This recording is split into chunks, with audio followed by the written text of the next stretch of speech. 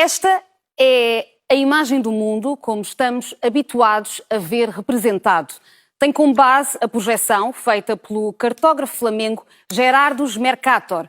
Foi publicada pela primeira vez no século XVI e é usada até aos dias de hoje. No entanto, este modelo é criticado por encolher as regiões da linha junto ao Equador e aumentar as regiões dos polos, ou seja, as áreas próximas dos polos, como a América do Norte e a Groenlândia, aparecem maiores, enquanto a África e a América do Sul ficam reduzidas face à realidade. Então, como será o desenho do mundo em dimensões mais aproximadas das reais? Vejamos. A cinzento claro temos a representação de Mercator e em sobreposição a azul temos agora a Equal Earth, um modelo que a campanha Correct the Map quer que seja adotado. Esta imagem permite-nos perceber as diferenças.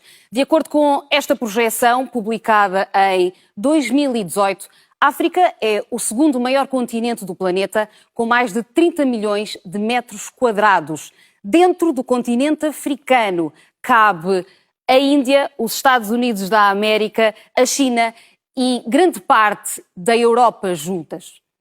Vejamos outro exemplo. Nas representações tradicionais, o tamanho da Groenlândia aproxima-se do tamanho do continente africano. No entanto, a África é 14 vezes maior. Carlos Lopes, antigo alto comissário da União Africana para as relações com a União Europeia, é o mentor da campanha Correct the Map. Ao causa e efeito, o economista guineense disse que esta é uma questão que vai além da representação e que tem impactos efetivos para o continente. Fazer com que a Groenlândia apareça 14 vezes maior do que é, não é algo de acidental. Fazer com que a África, por conseguinte, apareça 14 vezes menos do que é, também não é inconsequente. Por exemplo, nós imaginamos uma Rússia que vai desde a sua extremidade europeia até Vladivostok, perto do Japão, como, digamos, tendo uma extensão territorial gigantesca que não é superada em nenhuma outra parte do mundo. Ora, justamente entre Dakar e Djibouti, a distância é maior. E não é isso que as pessoas pensam. E, portanto, quando se pensa, por exemplo, o tráfego aéreo, por que é que na África é tão difícil fazer conexões? As pessoas não imaginam que as distâncias são equivalentes a essas que eu acabei de mencionar. Portanto, há toda uma implicação económica que tem a ver, por exemplo, com a forma como nós concebemos a economia azul, como nós devemos organizar a logística, e como é que nós devemos imaginar a infraestrutura necessária para que o continente possa ser integrado. Tudo isso depende da cartografia. Para acrescentar aqui um outro dado, o próprio Banco Mundial referiu à Reuters que já utiliza outras projeções dos seus mapas estáticos e até a NASA também já o fez com os dados do clima, por exemplo.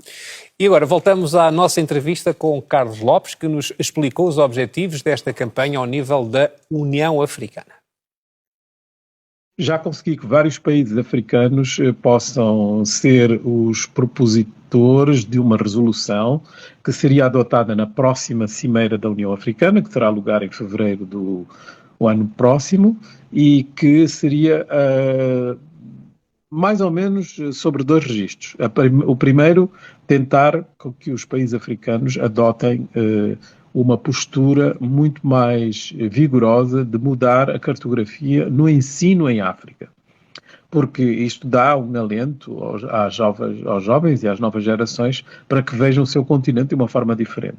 Mas o mais importante é obrigar as várias instâncias internacionais, onde os países africanos têm uma presença significativa, porque são mais de 50 votos, a utilizar a cartografia certa. Isto é relativamente fácil de exigir, depois de os africanos estarem unidos, porque se trata pura e simplesmente de transformar a correção em algo que deveria ter acontecido há muito tempo, ou seja, dizer a verdade.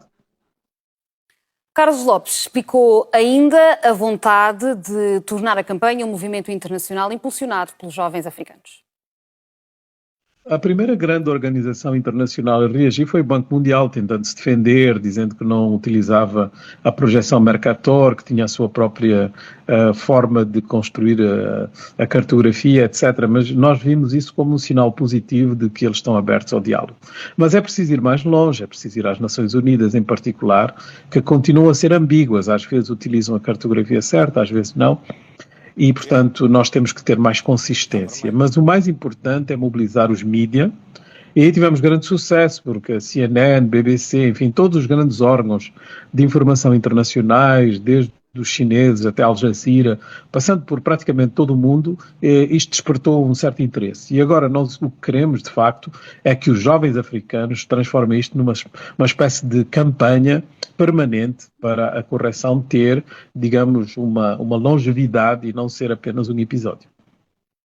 Avançamos agora para uma declaração ao causa e efeito de Farah Ndiaye, da organização Speak Up Africa, que diz que a correção não é só uma questão técnica, mas sim um ato simbólico e político que recupera a dignidade e o orgulho dos africanos. This distortion has geopolitical consequences because maps reinforce perceptions of which regions are central and powerful versus the ones that are peripheral. So by making Africa look smaller, the Mercator projections visually diminishes the continent's global importance. So for us, correcting the map is not just a technical adjustment, it's truly a symbolic and a political act that restores dignity, inspires pride and confidence, and also reminds the world of Africa's strategic, economic, and also geopolitical weight. Maps are not just tools, they are instruments of power. The way the world is drawn determines who appears central, visible, or powerful, and who does not. So for centuries, Africa has been visually minimized, and that has influenced the way it's been treated politically and economically as well. So correcting the map is not just about the actual map itself, it's about the symbol. It repositions Africa, at its rightful scale, and it reminds the world that the continent is not marginal but essential.